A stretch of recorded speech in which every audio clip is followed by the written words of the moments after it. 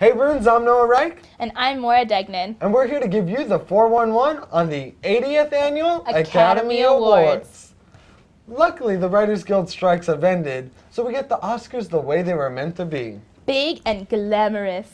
Now, it's funny you use the word big, Maura, because this year's Oscar nominees are pretty much small films in general. I don't think many people saw a lot of them, especially the ones that a lot of the actors and actresses are nominated for, like Away from Her, The Diving Bell of the Butterfly.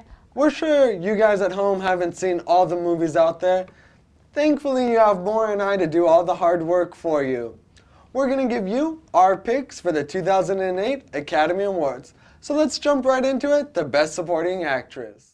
You know, I think the Best Supporting Actress category this year was really the wild horse of the Oscar nomination. I think it's really up in the air this year. No, you're definitely right. I mean, we had Cate Blanchett win at the Golden Globes, we had Ruby Dee win the SAG Awards, and we had Tilda Swinton win a variety of Critics Awards. I mean, it really is anyone's game for this category. But I think I'm going to have to go with Cate Blanchett for this year. She really stretched herself as an actress, playing a man in the 60s, Bob Dylan. It took me a really long time to realize it was a woman playing a man, so props to Cate. I'm gonna have to say Tilda Swinton from Michael Clayton. I mean, she was ferocious, she was tough, she was mean, and she was sexy. You have really weird taste in women, Noah. Anyways, let's go on the Best Supporting Actor.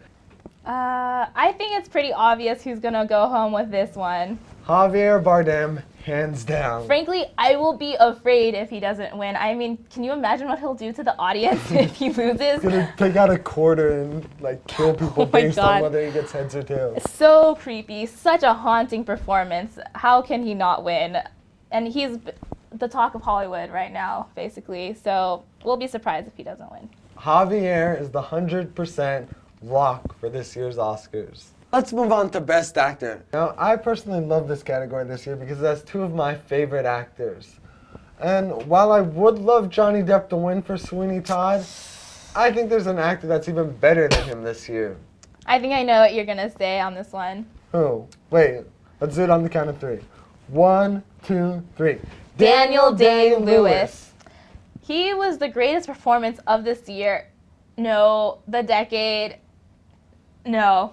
I'm going to say Daniel Day-Lewis delivered the greatest performance of this century. Of all time. Not only did Daniel Day-Lewis give us one of the best performances of the year, he also gave us one of the #1 catchphrases. No, don't do it, No, please. I love to do it more. I got to do it for everyone. We're on camera. Maura, I drink your milkshake. See, maybe I could win an Oscar someday. Now let's go into the Best Actress category. I mean, we have young actresses, we have old actresses, and then we have very, very old actresses. Who are you going with, Maura? Ellen Page. I think she was great in Juno. She was fresh, she was young, but so mature and serious, wise beyond her years. And it was just a beautiful performance, and I think she has a good chance.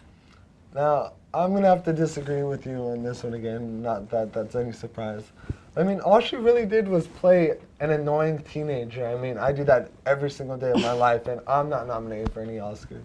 I would have to go with Julie Christie from Away from Her. Though the film wasn't the most entertaining movie I've ever seen, her performance was so captivating, and it was just so brilliant. And I'd be shocked if she doesn't win. Now let's go on to Best Director. I really like Julian Schnabel's work with The Diving Bell and the Butterfly. It was just a heart-wrenching story, and he just shot it so well. I think he's going to walk home with the Oscar. I love that film too, Maura, but I would want to give it to Paul Thomas Anderson. I mean, this is the director that gave us Magnolia, Boogie Nights, two of the greatest films of the past decade, and then There Will Be Blood even topped those two films. So I would give it to him. But unfortunately, I don't think he is going to win. I think it's safe to say that this award is going to go to Joel and Ethan Coen for No Country for Old Men. I mean, they're everyone's favorite this year, and they are long overdue for the Oscar. So I'm going to have to go with the Coen brothers on this one, Maura.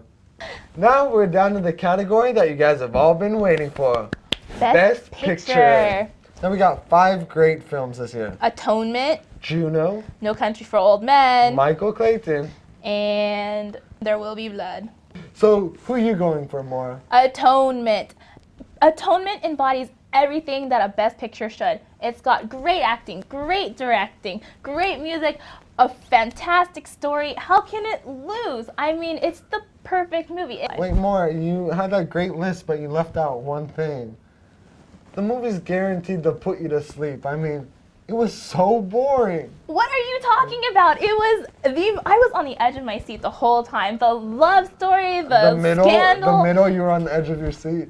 The middle was very well shot. Exactly. Okay? I would go with There Will Be Blood. That was definitely the best film of the year. But There Will Be Blood was more of a character piece. It's not really Best Picture material. I mean, Best Actor and Best Director, okay. But Best Picture, really? I don't know. I think it's safe to put our differences aside because I don't think neither Atonement nor There Will Be Blood are going to win.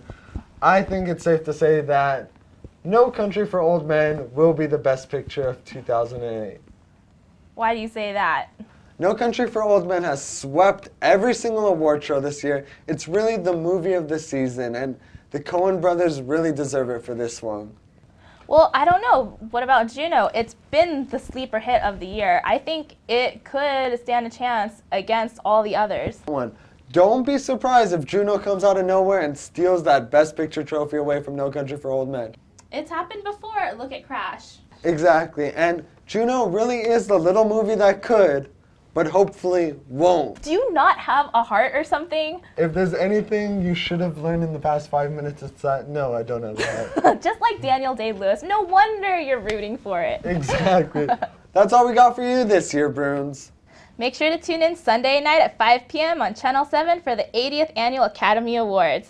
I'm Noah Reich. And I'm Maura Degnan. And we'll see you at the movies. Can I get a milkshake? Oh my god, I'm never working with you again! Milkshake! Ah, Milkshake!